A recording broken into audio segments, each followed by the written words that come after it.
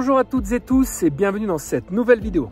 On est toujours en Turquie, il fait un temps magnifique, mais cette fois-ci on va pas vous parler des joies qu'on vit en voyage, mais au contraire des galères qu'on vit un petit peu en ce moment. Allez, ça va faire plaisir à certains qui nous ont dit « Ah, vos vidéos sont bien sympas, mais on voudrait voir aussi un petit peu l'envers du décor. » Donc l'envers du décor, ce sont les galères qu'on vit. Allez, on attaque, c'est parti.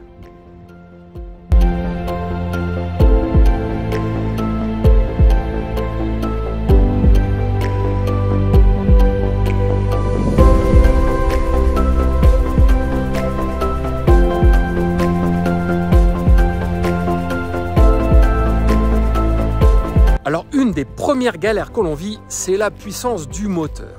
Alors, la Turquie, il y a beaucoup de plaines, mais aussi beaucoup de montagnes. Et c'est dans ces endroits où on aime aller, comme là, vous voyez autour de moi, en plein milieu de la forêt. Malheureusement, on ne trouve ces endroits que dans la montagne. Et là, il faut grimper avec Danaüs, et c'est pas facile. On vous montre ça. Bon, mon cœur alors, raconte-moi un peu. Bah là, le moteur, il souffre, hein, puisqu'on est en Turquie. Il fait extrêmement chaud aujourd'hui. Sauf que Danaüs, hein, le petit van, là, il en peut plus avec le moteur. Donc là, je suis péniblement à 20 km/h pour grimper parce qu'il souffre. D'ailleurs, là, on entend le ventilateur qui vient de se mettre en route. Il a très très chaud. Donc, on y va doucement, mais sûrement, quoi.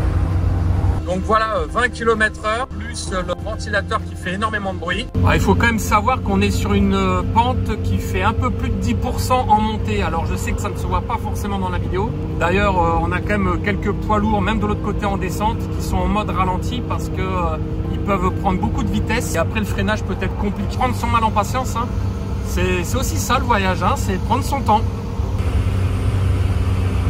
Bon, voilà, on va se faire doubler encore par un poids lourd. Bon, ben ça, c'est l'habitude. Hein. Bah, ça va, chérie, pas trop long? Pas trop long, bah c'est long, mais on va faire avec, ça c'est pas un problème. Le plus soucieux de mon côté, c'est au niveau de l'organisation pour ce soir, parce que en théorie, je devais avoir un temps de route précis, et là, je pense qu'on est en train de doubler, voire tripler le temps de route. Je suis pas sûre qu'on arrive à bon port ce soir. Donc c'est ça, va peut-être falloir revoir notre copie sur où est-ce qu'on va dormir ce soir. On va bien voir. Donc trouver une alternative. Trouver une alternative sur la route, exactement. Ah bah c'est bien parce que comme tous les pas qu'on planifie toujours, qu'on se laisse un petit peu... C'est ça, non j'aime bien, c'est sûr. Bon, il y a des moments moins que d'autres, hein, forcément. Bon voilà, on va chercher, j'ai pas d'inquiétude sur le fait qu'on trouve. Ce sera peut-être pas aussi glamour qu'on aimerait, mais bon, c'est pas grave, on va trouver. Ah ça y est, une descente. Une descente.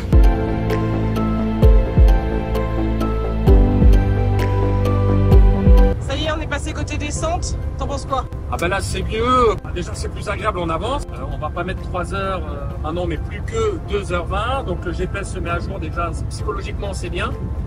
Mais surtout pour le moteur, il respire. Ça il s'est mis à bonne température pour prendre la route normalement. Ouais non, ça c'est cool. Autre petite galère, le pare-brise qu'on voit derrière moi. Qui n'a jamais eu un petit impact? Alors là, je vous le dis tout de suite, le Carglass Remplace ou le France pare-brise, c'est très difficile à trouver, voire ça n'existe pas en Turquie. Et forcément, comme par hasard, l'impact a eu lieu dans un endroit où ça ne se répare pas. Donc l'impact a eu lieu juste ici sur le coin. Donc impossible de mettre une machine pour faire réparer cet impact.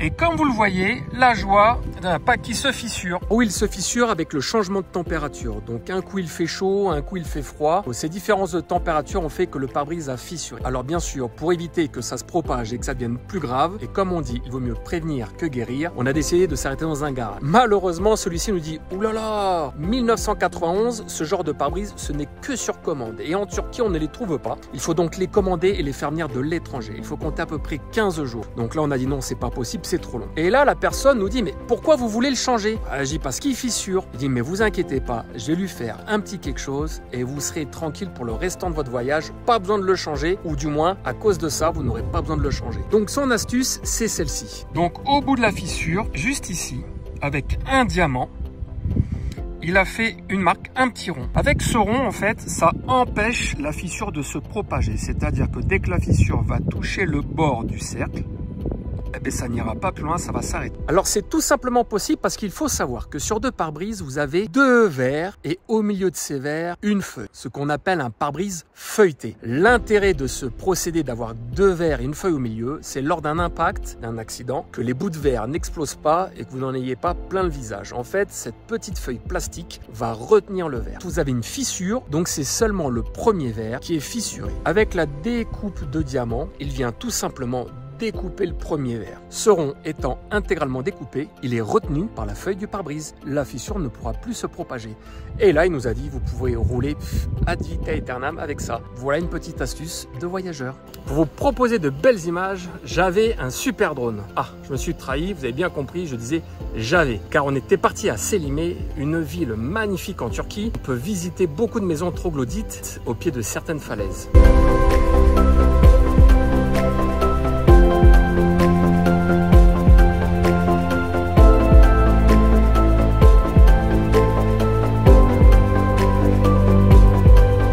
Le soir, avec des voyageurs rencontrés sur la route, nous nous sommes posés juste au pied de ces falaises. C'était un endroit exceptionnel et surtout magique. Et là, je décide de sortir le drone pour faire un plan large, un peu de nuitée. Et qu'est-ce que j'ai pas fait? Je me suis approché un peu trop de ces falaises. Des vols, on suppose d'hirondelles la nuit, ont percuté mon drone et il s'est craché dans la falaise. Et oui, mon drone maintenant est à Selimé, en Turquie, et de façon définitive.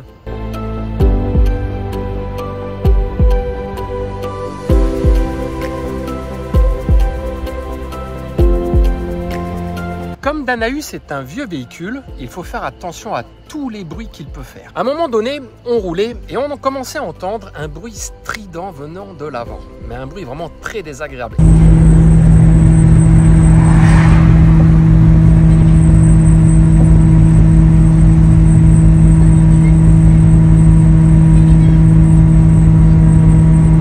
Donc je me suis arrêté plusieurs fois, j'ai fait le tour du véhicule, vérifié, sans rien trouver. Sauf qu'à un moment donné, j'ai craqué. J'ai dit à ma moitié, écoute, on ne peut plus continuer comme ça, il faut vraiment qu'on trouve un garage pour s'arrêter. Après plusieurs heures de recherche, on a fini par trouver un garage et avec une disponibilité immédiate. Ah, parce que oui, c'est bien beau de trouver le garage, mais il faut qu'on puisse nous accueillir immédiatement. Et voilà mon cœur, encore une belle expérience. Ouais, mais encore on a de la chance, on tombe sur vraiment des gens super gentils qui sont prêts à aider tout de suite. J'aime beaucoup ce genre de situation, c'est vraiment très très agréable.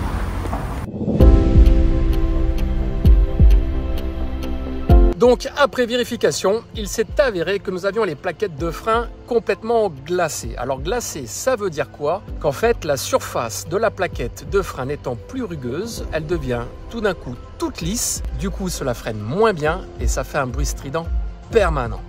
Alors comment c'est arrivé? Tout simplement parce que quand on était en montagne, oui on monte et on monte, mais il faut descendre à un moment donné. Donc les 10% d'un côté que l'on a en montée, on les récupère en descente. Pour ce faire, il faut freiner en permanence, mais avec les très hautes températures, les plaquettes donc chauffent et à un moment donné arrive ce qui arriva, les plaquettes glacent. Donc il faut impérativement les changer car cela devient maintenant dangereux pour le freinage. Et bien sûr, un T3 Synchro 4x4 1991, c'est tellement répandu que là ils sont en train de tout faire pour trouver les pièces. Donc ils sont partis chercher avec des copains, est-ce que tu n'as pas une pièce, etc. Mais à côté de ça, ils sont super sympas parce qu'ils ont sorti des fauteuils pour nous. De petits verres de coca pour attendre gentiment, petits verres d'eau. Non, franchement, ils sont super adorables. Bon, non, on attend la suite. Voilà. Une fois les plaquettes changées, on a pu reprendre la route en toute tranquillité. Mais quelques kilomètres après, j'ai senti une faiblesse dans le moteur. Et surtout qu'il fumait noir. Là, je me suis dit, on ne peut pas continuer avec le moteur dans cet état-là, on risque gros. Il faut donc s'arrêter et trouver un nouveau garage pour faire un contrôle moteur.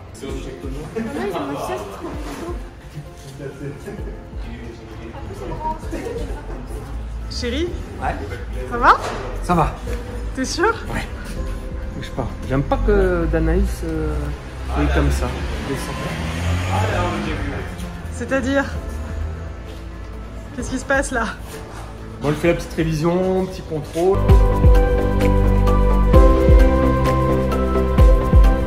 Après vérification, on s'est rendu compte qu'il fallait lui faire une grosse vidange.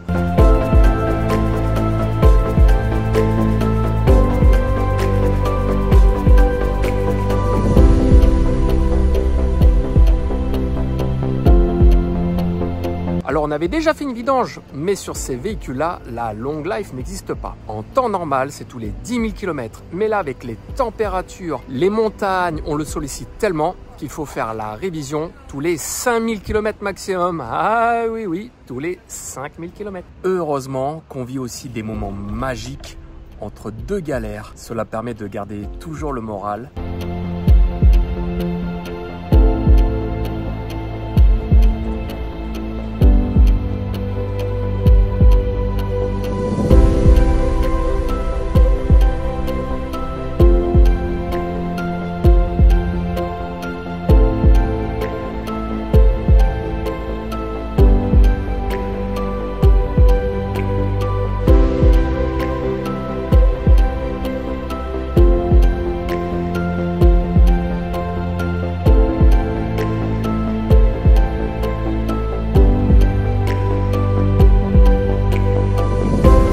Bien installé dans un super spot au bord d'une rivière, on était dans le creux d'une vallée, sans un brin de vent.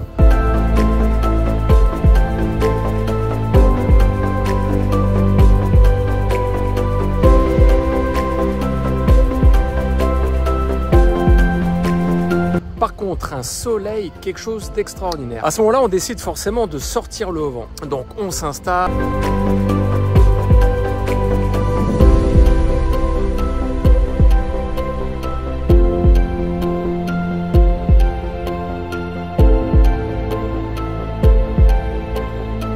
On passe une bonne fin de matinée, on mange le midi et là en début d'après-midi, on ne sait pas ce qui se passe puisque le lieu est réputé pour avoir zéro vent. Une bourrasque de vent gigantesque qui arrive du fond de la vallée, qui remonte la rivière et qui nous percute de plein fouet en soulevant notre vent, en le faisant basculer sur l'arrière. Et qui a plié un tube de fixation. Alors oui, je ne l'avais pas fixé puisque comme cette région était réputée sans vent par rapport aux autres voyageurs, donc je me suis dit allez, je vais faire confiance aux autres voyageurs, pas besoin de sécuriser l'eau au vent. Malheureusement, voilà, ça a tordu cette barre, celle que j'ai en main. Toute la barre a été tordue, donc j'ai réussi à la redresser.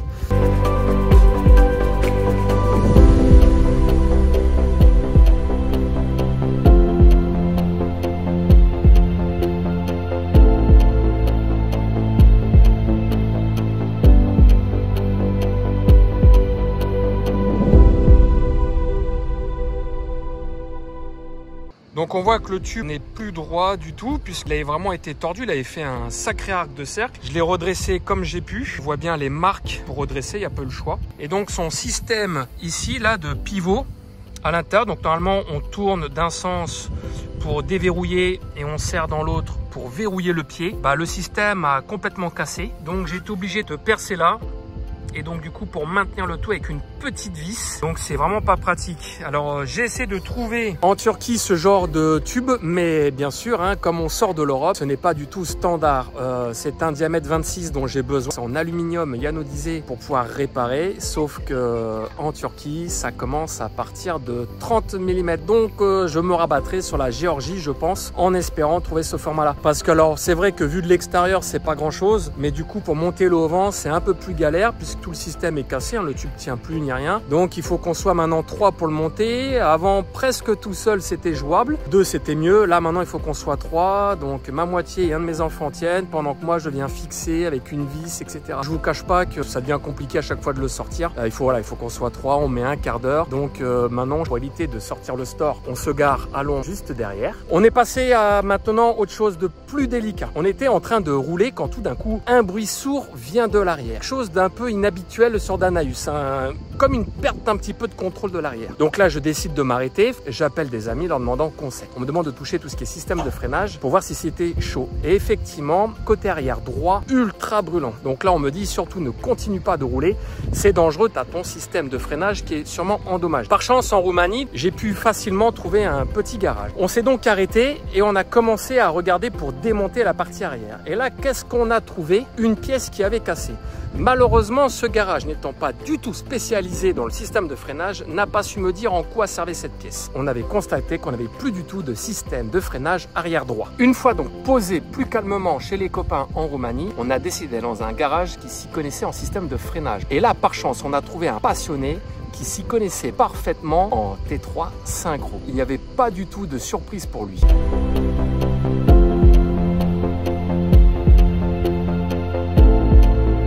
Mais quand il a commencé à tout démonter, là les problèmes sont arrivés. Premier problème, tout était grippé.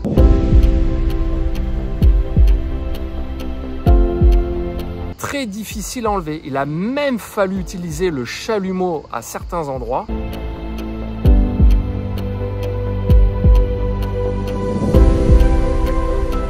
Et même à d'autres, utiliser une masse.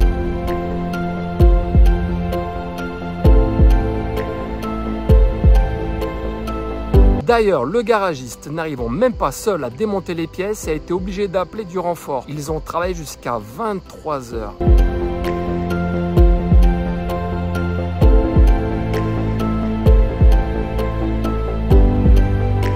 Ah oui, parce que là aussi, on lui avait expliqué que c'était notre maison. On ne pouvait pas non plus laisser notre maison ad vitam aeternam dans un garage. Donc, on a profité pour faire contrôler tout le système de freinage arrière. Alors, à un tel point que du coup, pour des raisons de sécurité, parce que le véhicule était quand même assez âgé, j'ai préféré tout faire changer. Donc, on est reparti sur un système flambant neuf.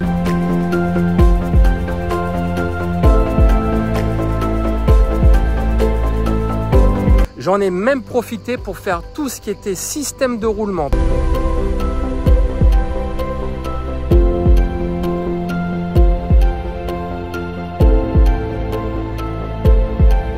Vraiment pour partir sur une nouvelle base plus saine.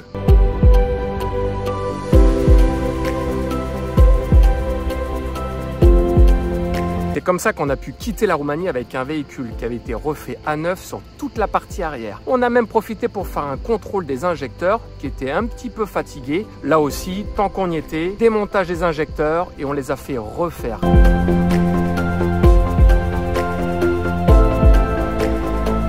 De ça, on a amélioré légèrement la consommation. Du coup, ça a optimisé l'ensemble des choses. Donc, vous l'aurez compris que les galères qu'on a eues, elles n'étaient pas non plus extraordinaires. C'est quand même toujours contrariant parce que sur le coup, comment peut-on faire? Il faut trouver soit un garage, il faut pouvoir réparer. C'est jamais simple et ça vient perturber les plans. Mais heureusement que la bonne humeur est toujours là et qu'entre chaque galère, on profite un maximum, surtout pour oublier celle qui vient d'arriver et se préparer pour les prochaines.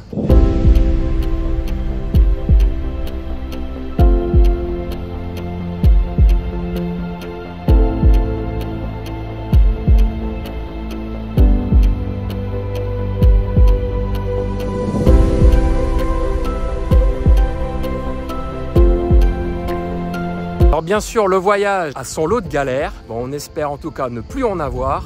Et on vous dit en tout cas à très bientôt.